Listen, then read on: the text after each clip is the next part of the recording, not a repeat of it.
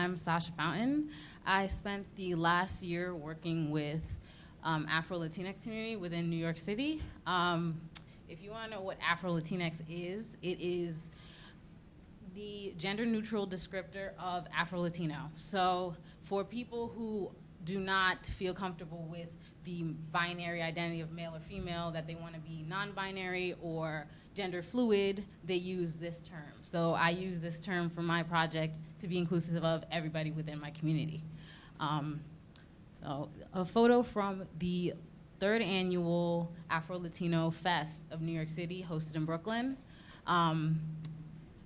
So some key issues within my community. I spent the first semester and part of the summer doing countless interviews with community members, mostly people in my age group, that's millennials, and some older folks. And these are the issues that I got: racism, representation, colorism, inclusion within the Latinx and the Black community, and also the fact that Afro-Latino has become a buzzword. In the last year, HuffPo and all other media publications have been using this trendy Afro-Latino article, listicle, videos, and a lot of my community members that I spoke to felt like those listicles didn't represent their identity. They didn't represent how they felt. So also 24% of US Latinos identify as Afro-Latino, according to Pew, and in New York, 28% of New York is Latino, and a large population is Afro-Caribbean descent, so they are majorly Afro-Latino, so that's why I picked that. Here is Digna, a Hunter College student of Garifuna, which is Black Honduran descent, and she spoke to me about, about how she did not feel included within the general Black community within the US.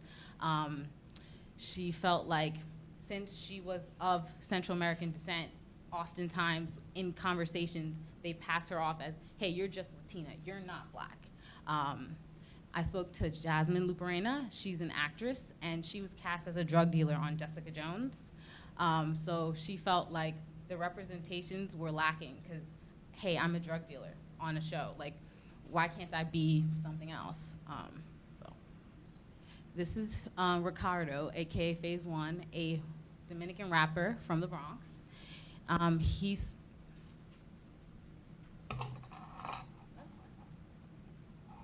He spoke to me about how he felt conflicted when he was younger about his identity, because he felt like there was no beauty in being Dominican and looking like him, because most of the children made fun of him for being Black. So the goals from the conversations that I had with my community were to create a discourse around Afro-Latinx identity, to affirm and celebrate, and to amplify voices.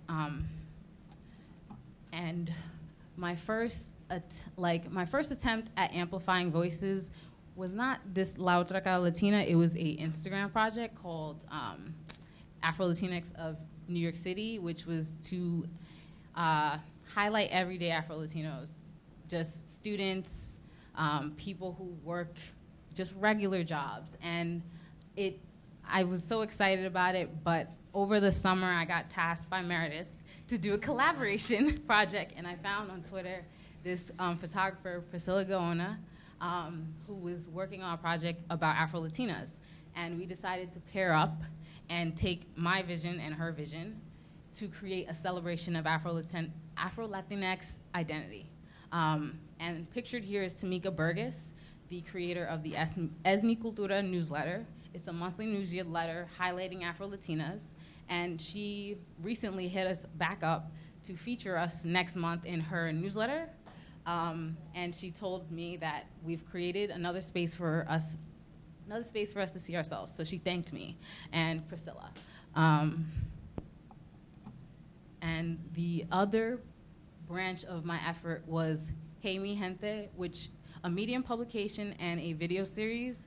The Medium publication has currently 5 articles, and it didn't have that much like reads or metrics, but I had a lot of people hit me up in private messages on like Instagram and Twitter. Like, I'm so glad that you're creating these pieces and this dialogue around Afro-Latinos, because the stuff that I see is not, I don't identify with it, and I love what you're doing. And the video series was created to just talk to people who are creating stuff in the culture already. So Tamika, who I already mentioned, I spoke with her first, and the second video is speaking with Treble Rodriguez, a person who identifies as a creator and a non-binary queer person, and that is to come in the future. And on to community feedback. On a piece for actually the entrepreneurial journalism class, Jeremy tasked us to make a newsletter for our community, and I decided to curate stuff that's already there, stuff with nuance, content with nuance that actually adds to the conversation about identity. And I had a girl, Rodella, from not even from New York, just from like the Midwest, comment that she really appreciated this prototype that I had made, something that didn't even really faze me for my project, that made me decide to create a few posts in the future of curating more content that brings nuance to the conversation.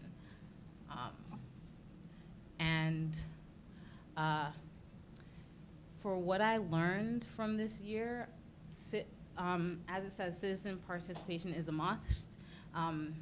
Speaking to Afro-Latinx around New York, they felt like all of these articles that we've seen, there was not much outreach to the community. You'd speak to Tatiana Ali from Fresh Prince of Bel-Air and other celebrities that you see in every single article, and it's recycling the same thing, just a different news outlet, and then meet communities where they are. So a lot of the conversations in the Afro-Latinx community were happening on Twitter and on Tumblr.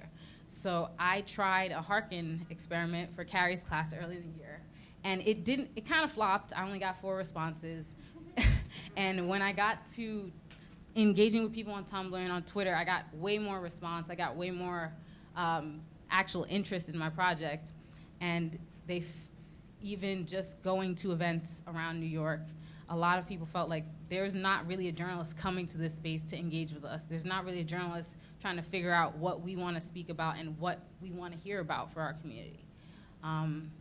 And social journalism is a big piece of, as we already said, bridging the gap between communities, bridging the gap between the media and trust.